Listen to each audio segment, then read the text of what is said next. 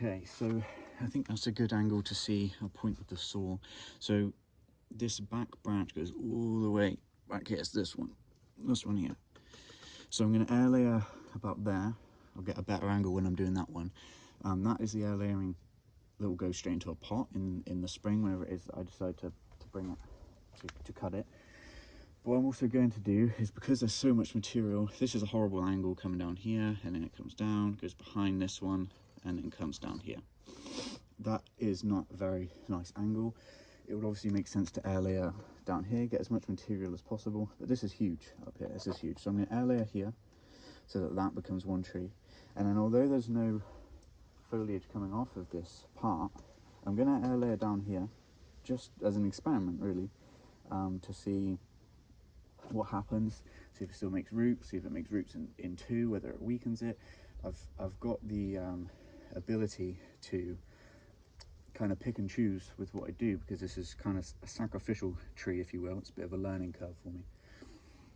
So that's my explanation of that.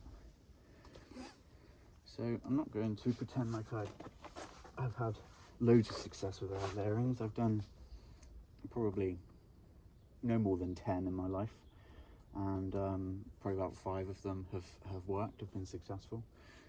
Can you guys definitely see that from there? Yeah, okay. So what I understand about air layering is that you have to separate the bark, expose that cambium, I don't know, expose that layer underneath, and then block it up.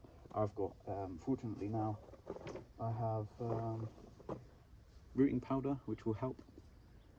So I will pop some of that on, and then, you know, something, I don't know what, I'm not sure where I got this information from, but something transparent.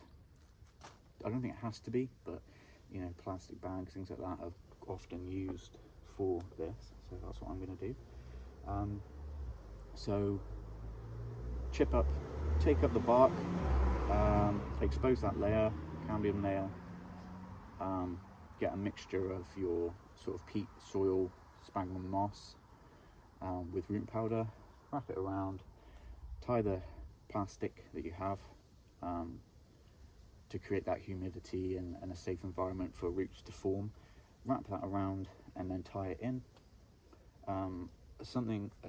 A good bit of information I have from my limited experience is, when you're tying in your air layerings, I like to use something that is removable quite easily. So I've taken to using bits of wire and just twist them on, so that I can just untwist, take them off, have a look, see how the air layering's doing, get pictures, whatever I want to do, and then put it back fairly easily. When I first started, I thought, oh, it's going to be on there for months, so I'm just going to use cable ties, because I thought, you know, that's a good idea.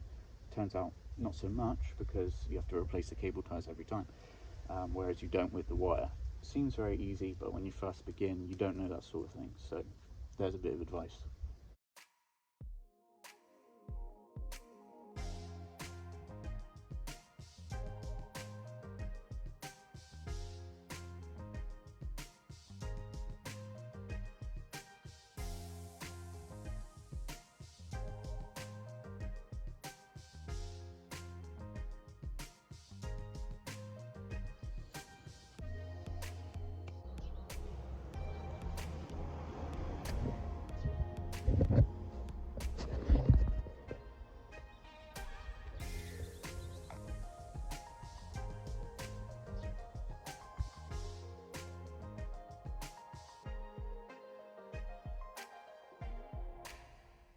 Because as we discussed, we have air layering here, and I have, this is the one that I really hope works, this one back here, because then I can take this whole back branch off.